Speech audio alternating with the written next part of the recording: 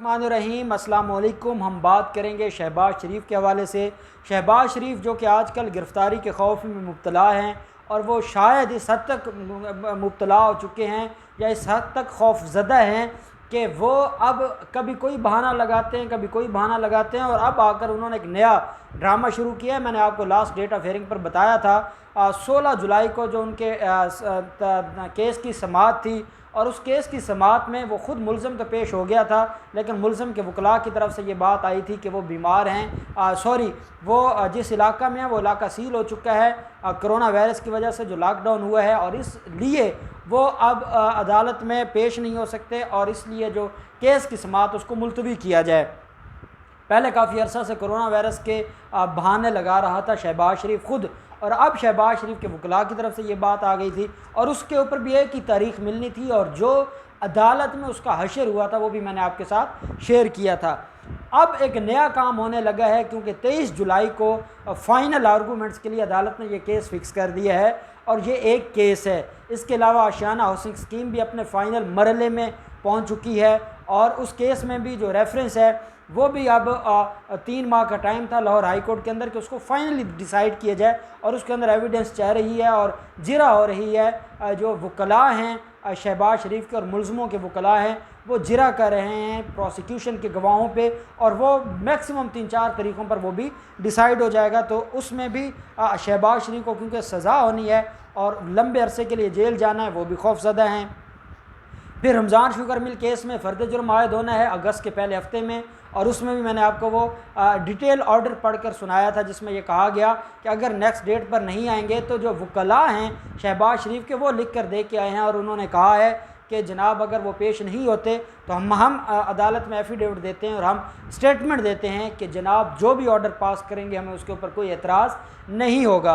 अब ये सारे के सारे वो मामलात हैं जिसके बाद शहबाज शरीफ को ये नज़र आ गया है कि शहबाज शरीफ का अब कोई मुस्तकबिल नहीं है, और शहबाज शरीफ ने जेल में जाना है। और मेरिट पर ये जो आमदन से ज़्यादा असासजात केस है, अगर ये इतना आसान केस होता तो हमजा शहबाज 1-1.5 साल से जेल में ना होते।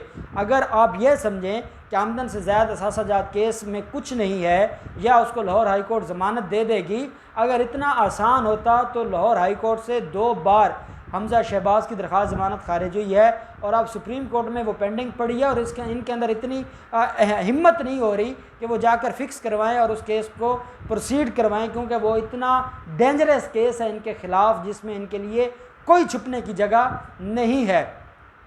अब क्योंकि मेरिट के ऊपर उनकी दरख्वास्त ज़मानत खारिज हो जाएगी, अब शहबाज शरीफ को उसके जो डॉक्टर्स हैं या जो उसके मेडिकली जो एडवाइज़र्स हैं उन्होंने एक बात कही है, और उन्होंने ये कहा है कि आप मेहरबानी करें, आपकी बचत इसमें है कि आप मेडिकली अपने आप को बीमार रखें, और साथ उसका जो इलाज तजवीज़ किया गया है मुल्ज़म शहबाज शरीफ के जो डॉक्टर्स हैं उन्होंने इलाज तजवीज़ किया है कि मुल्ज़म शहबाज शरीफ की दरख्वास्त ज़मानत कन्फर्म कर दी जाए, मुल्ज़म ठीक हो जाएगा।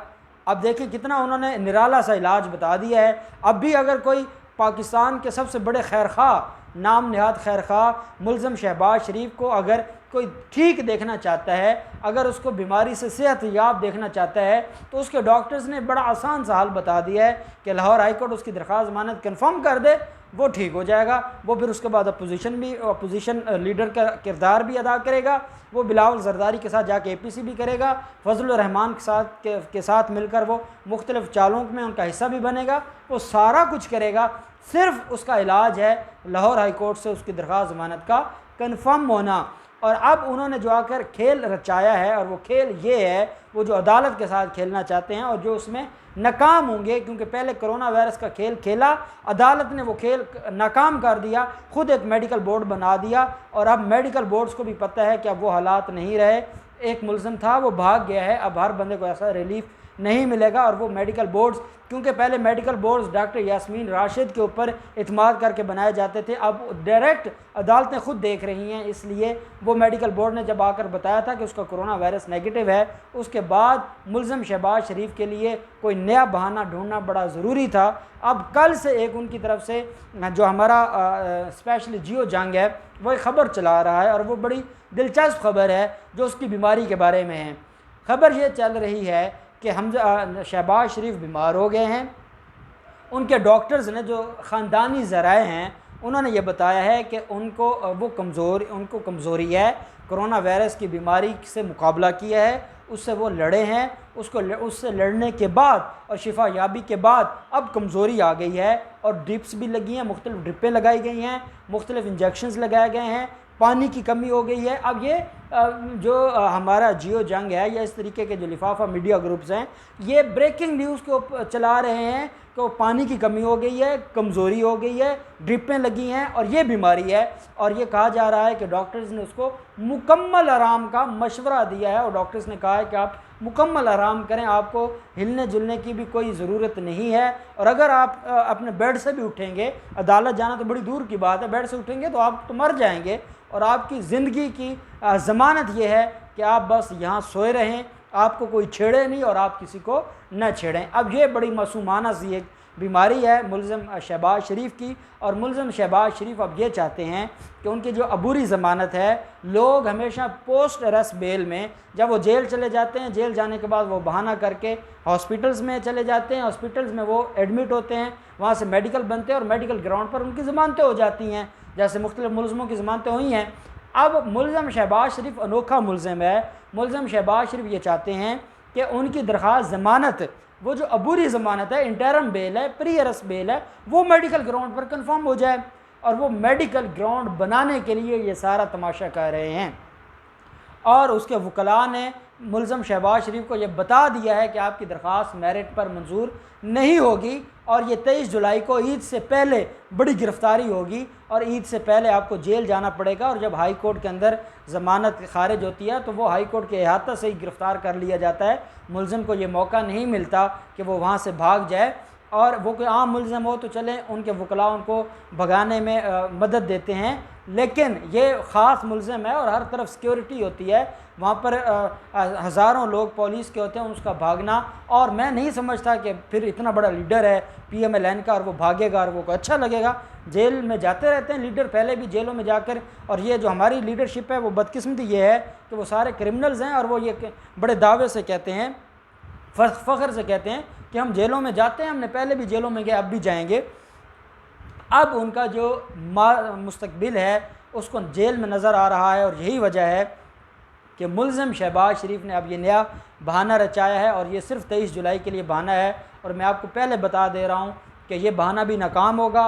मुलज़म शहबाज शरीफ की दरख्वास्त ज़मानत खारिज होगी, मुलज़म शहबाज शरीफ लाहौर हाई कोर्ट के अहाते से गिरफ़्तार होंगे और इंशाअल्लाह उसकी ये जो ईद आने वाली ईद है वो जेल में गुजरेगी। उधर एहसन इकबाल की आप सुने, एहसन इकबाल ने आज तकरीर की और एहसन इकबाल कहते हैं कि 10 साल पंजाब की जो तरक्की है, जो मुलज़म शहबाज शरीफ ने की है, वो बुज़दार हुकूमत ने बिल्कुल पंजाब का बेड़ा गर्क कर दिया है। अब हम पंजाब में रहते हैं, लाहौर में रहते हैं, हमने तो कुछ ऐसा नहीं देखा कि जो पहले कुमन्नो सलवा उतरता था शहबाज शरीफ के दौर में और अब वो ख़त्म हो गया है। हाँ, हमें ये बेहतर नज़र आता है कि अब कुछ ट्रैफिक के हालात भी बेहतर हो गए हैं लाहौर के अंदर। उस तरीके से जो ट्रैफिक का रश होता था या ट्रैफिक की ब्लॉकेज होती थी वो उस तरीके से अब हमें नज़र नहीं आ रही। हमें वो भी नज़र नहीं आ रहा कि जो मुख्तलिफ मुहाफ़िज़ और पुलिस वाले पहले गली मोहल्लों में नाके लगा कर आवाम को ज़लील करते थे, वो भी काफ़ी कम हो गया है। डकैती चलें, डकैती और चोरी उतनी तो पहले जितनी तो नहीं है लेकिन अब भी हैं सही, लेकिन ये नहीं कहा जा सकता कि बहुत ज़्यादा बढ़ गई हैं।